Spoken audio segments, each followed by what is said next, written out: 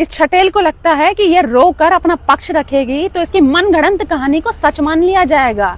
कितनी बड़ी झूठी है कि मेरा भाई गौ सेवक है और तूने गौ सेवक की बहन होने के नाते एक बार भी यह नहीं सोचा कि मैं गौ का भक्षण करने वाले को अपना शौहर बना रही हूँ। तेरी माता गाय को पूजती है और तूने क्या करा, जो गाय के साथ रोटी खाते हैं उनके यहाँ पर निकाह कर लिया। तेरे माता पिता गली के 8 कुत्तों को पिछले 13 वर्षों से खाना खिला रहे हैं, तूने क्या करा, सुअर को अपना शौहर बना लिया। शर्म नहीं है तुझे?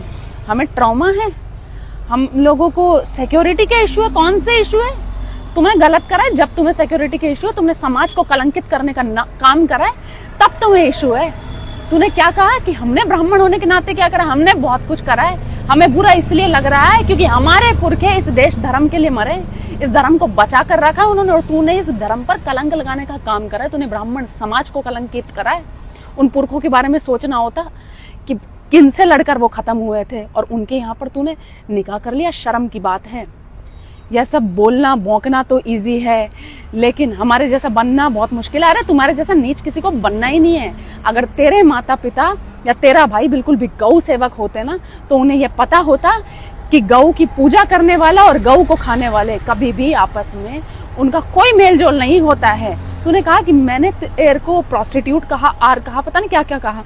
पहली बात तो ये दोनों ही वर्ड मुझे एक भी वीडियो में बता देना, मैं बता दूंगी। मैंने आज तक पहली बात तो और किसी को भी नहीं कहा है और ना ही तुझे कहा है। तुझे बख्शा इसलिए अब तक गया क्योंकि तू समाज की थी। हमने तुझे समझाना चाहा लेकिन तेरे समझ में नहीं है कि तेरे को देखकर और बहुत सारी लड़कियां इनके चक्कर में आएगी और फिर वो सूटकेस के अंदर पैक होगी। लेकिन तूने क्या कहा, इसके साथ लोट लोट के इसकी जैसी बुद्धि कर ली। शर्म नहीं है तो जब हमारे पुरखे मरे हैं इस देश के लिए, इस धर्म को बचाने के लिए, तो हमें बुरा लगेगा। हमने ले रखी है ठेकेदारी।